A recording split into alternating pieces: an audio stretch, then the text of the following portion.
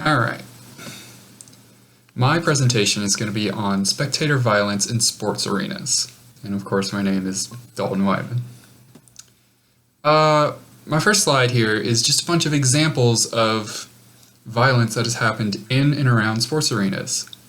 My first example is the Hillsborough Stadium trampoline that left 96 dead in 1968.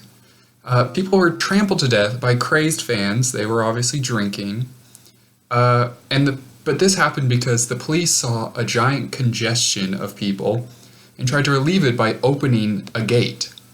Now, this gate caused a massive surge of people to push other people into the walls, into the fences, like in the picture, and crush them. The police were literally charged with manslaughter, and that only happened recently. My next example is the Malice in the Palace brawl in 2004 between the Indiana Pacers and the Detroit Pistons. It started on an on-court fight that quickly escalated to an off-court fight by the players, and then to the fans. Then my third example is the Vancouver riots of 2011. After losing Game 7, the Vancouver Canuck fans rioted. This was because they were out of the Stanley Cup. They had no chance of winning it. Police cars were set ablaze, shops were looted, windows were broken, people were injured. Normal riot stuff. My main point is that violence can happen in any sport.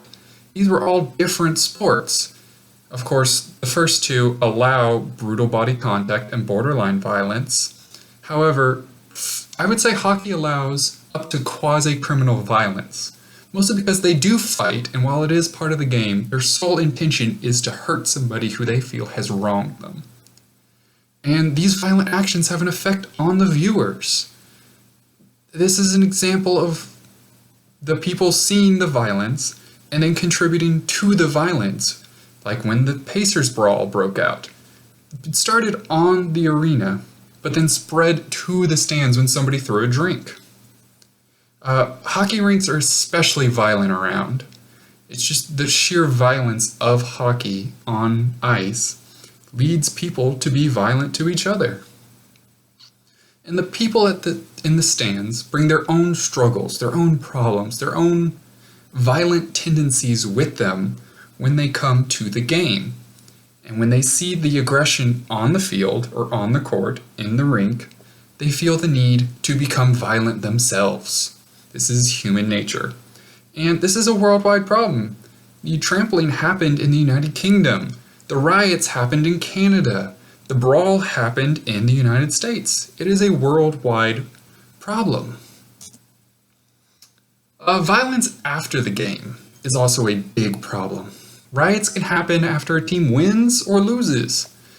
We see that here at UK when we burn couches no matter what.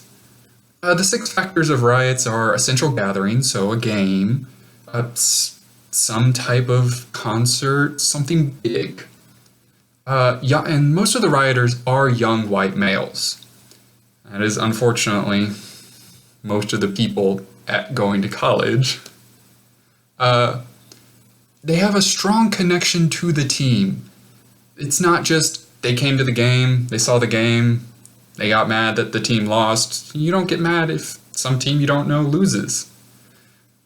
This had to be a high-stakes event. It had to be a big game, like part of the playoffs for the Vancouver Canucks when they lost. It's part of the Stanley Cup. It has to be a key or deciding game. So when the Stanley Cup, or in the Stanley Cup, it's a single elimination. You lose, you're out. It has to be a close and exciting game. Nobody really gets mad when it's a complete blowout. They're like, we suck, we lost. They kind of just brush it off.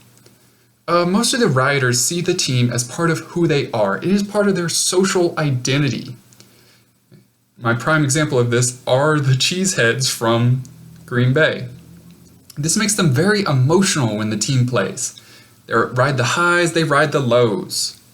And they're prone to violence when the team loses, especially if they're having a bad season.